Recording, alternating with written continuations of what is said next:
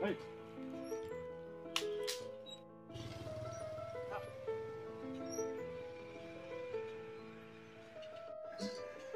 అండి. అందరూ ఎలా ఉన్నారు? బాగున్నారా? ఈరోజు వ్లాగ్ వచ్చేసి నేను మా మిద్దె పైన పెంచిన మెంతి ఆకుకూరని చూపించబోతున్నానమాట.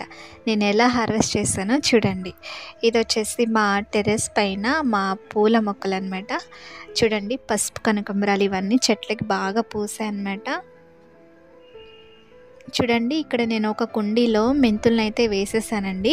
మెంతులు వేసేసి పైన లైట్గా మట్టిని కూడా చల్లారనమాట. చల్లిన తర్వాత పైన లైట్గా కొద్దిగా వాటర్ని చల్లేసి పైన ఒక నెట్ లాంటిది పెట్టాలన్నమాట. అలా పెడితే మనకి మొలక అనేది చాలా ఈజీగా రావడానికి పాసిబుల్ అవుతుంది.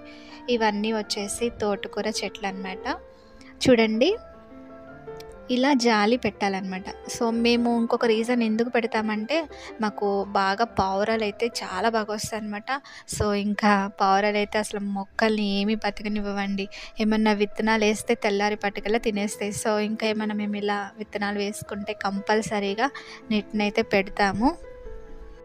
ఇప్పుడు నెట్ అయితే తీసి చూపిస్తున్నానండి. నేను విత్తనాలు వేసిన ఒక 1 వీక్కి మొక్కలు అనేవి ఈ విధంగా వచ్చాయి.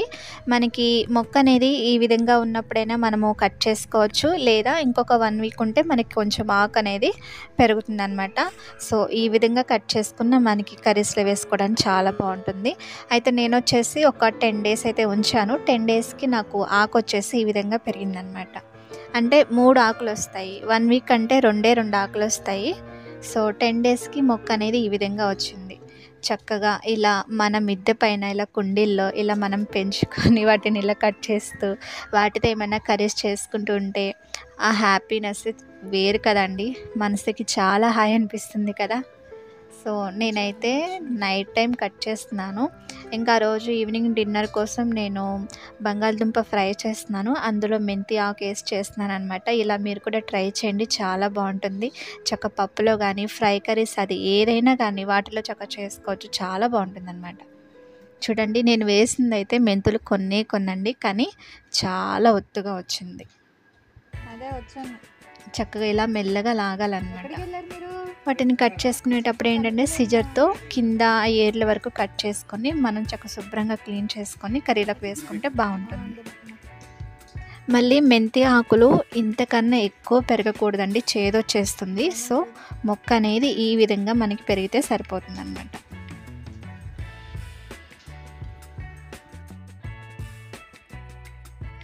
నేనైతే అస్సలకి ఎక్స్పెక్ట్ చేయలేదండి ఇంత ఆకు వస్తుందని చెప్పేసి. చక్కగా గిన్నె మొత్తం నిండిపోయింది.